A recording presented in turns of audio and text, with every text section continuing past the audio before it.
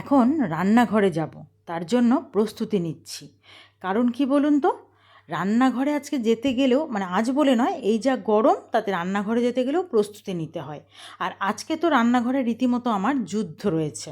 কারণ আমার ছেলে আর কর্তামশাইয়ের কথায় 2 দিন পর পর টানা নিরামিষ খেয়েছি। এখন আর নিরামিষ খাওয়া যাবে না, আজ যে কোনোভাবে আমাদেরকে একটু ভালো কিছু রান্না করে খাওয়াতে হবে। তো আজকে সেই ভালো মন্দ রান্না করব বলে রীতিমতো প্রস্তুতি নিয়ে নেমে চলে এলাম রান্নাঘর। আর তার মধ্যে কর্তামশাই কিনে রেখে চলে গেছে চিকেন। তো এই যে সব ভাগ করে নিয়েছি, কি রান্না করব কেটে জোগাড় করে নিয়েছি। চিকেনটাও আবার দুভাগে ভাগ করে নিয়েছি।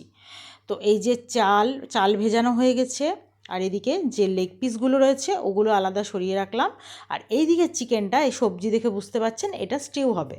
তো সমস্ত কিছু রেডি করে নিয়েছি। এবার লেগ পিসের যেগুলো আছে সেইগুলোকে একটু অল্প দই আর আদা আর রসুন বাটা আর কাঁচা লঙ্কা বাটা এই দিয়ে ম্যারিনেট করব। কিছুক্ষণ একটু মাখিয়ে রেখে দেব, তারপর আসবো পুরো রান্নায়। সত্যি বলছি, এদের 2 দিন নিরামিষ খেতে হলেই না মাথা খারাপ হয়ে যায়। তো তার জন্য আজকে আমাকে ওদেরকে ভালো রান্না করে খাওয়াতে হবে। তো কড়াইয়ে সাদা তেল গরম করলাম, তার মধ্যে কিছুটা বাটার দিয়ে গোটা গোলমরিচ আর গোটা গরম মশলা ফোড়ন দিয়ে সমস্ত স্টুয়ের সবজিগুলো দিয়ে দিলাম। এবার এটাকে বেশ ভাজা ভাজা করে নেব। তারপর এর মধ্যে চিকেনের টুকরোগুলো দিয়ে দেব। স্টিউটা তো গরমে খুবই ভালো খাওয়া। তারপর বেশ কিছুটা ভাজা হলে স্বাদ অনুযায়ী লবণ আর সামান্য একটু চিনি দিয়ে শুধু একটু আদা রসুন বাটা দিয়ে দেব। তবে এখানে চাইলে আপনারা আদা রসুনটা গ্রেট করেও দিতে পারেন। এবার দিয়ে দেব বেশ বড় বড় করে কাটা বেশ কিছুটা ধনে পাতা ডাঁট সমেত, আর বড় টুকরো করে কাটা টমেটো।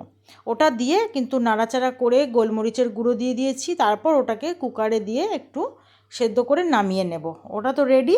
এবার দিয়ে কড়াইয়ে আবারও সাদা তেল আর ঘি গরম করে একটু হলুদ লবণ ছড়িয়ে আলু 4 পিস ভেজে তুললাম। তার মধ্যে গোটা গরম মশলা তেজপাতা ফোড়ন দিয়ে বেশ কিছুটা পাতলা করে কুচনো পেঁয়াজ ভেজে নিচ্ছি। এই পেঁয়াজের মধ্যেই এবার একটু টুকরো করা টমেটো দিয়ে দেব, আর ওদিকে ম্যারিনেট করা চিকেনটাও দিয়ে দেব। চিকেনটাকে বেশ কিছুক্ষণ একটু কষিয়ে নেব। স্বাদ অনুযায়ী লবণ, হলুদ আর কাশ্মীরি লঙ্কা গুঁড়ো, জিরে গুঁড়ো এই দিয়ে আর সামান্য একটু চিনি চিকেনটাকে বেশ হালকা করে কষাবো। তারপরে একটু ধনে গুঁড়োও দিয়ে দেব। এবার চিকেনটাকে আবারও একটু বেশ কিছুক্ষণ কষিয়ে নেব, আর ভেজে রাখা 4 পিস আলুও দিয়ে দেব। তারপর জল ঝরিয়ে রাখা বাসমতি চালটা দেব। বুঝতেই পেরেছেন কি রান্না হচ্ছে। এটা কিন্তু শর্টকাটে এক কথায় বলে চিকেনের কাচ্চি বিরিয়ানি, বা অনেকেই এটাকে মোরগ পোলাও বলেন। তবে যেহেতু এটা মোরগ তো নয়, মুরগি দিয়ে পোলাও। তো তারপর একটু মিঠা আতর, কেওড়া জল, গোলাপ জল এগুলো দিয়ে দেব, যাতে বিরিয়ানির স্বাদটা সম্পূর্ণভাবে পাওয়া যায়। তারপর ঢাকা দিয়ে বেশ কিছুক্ষণ রান্না করে নিলেই, এই কদিন আগে বানিয়েছিলাম না যে ডিম পোলাও, ঠিক সেই রকমই এটা আজকে বানিয়ে দিলাম চিকেন দিয়ে পোলাও। এদিকে স্টিউটা হয়ে গেছে। তো দেখতেই পেলেন আজ আমার রান্নায় কত রকম রান্নাবান্না ছিল। আপনারা তো 2টো রেসিপি দেখলেন, যুদ্ধ ছাড়া আর কিছুই নয়। তো এবার খেতে দিয়ে দিলাম। সঙ্গে নিয়েছিলাম রায়তা আর এদিকে চিকেন পোলাও। রেসিপিটা কেমন লাগলো জানা।